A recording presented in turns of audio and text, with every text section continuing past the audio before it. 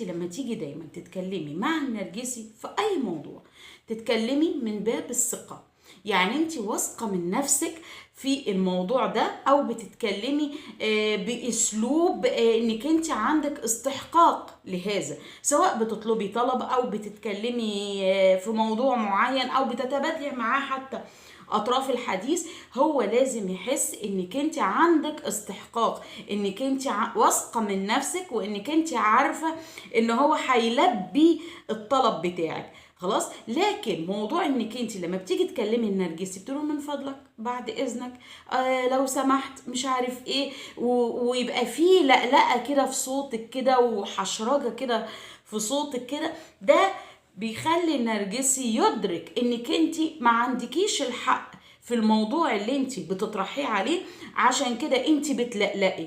خلاص. وبالتالي بتبقى النتيجة ايه؟ بتبقى النتيجة انه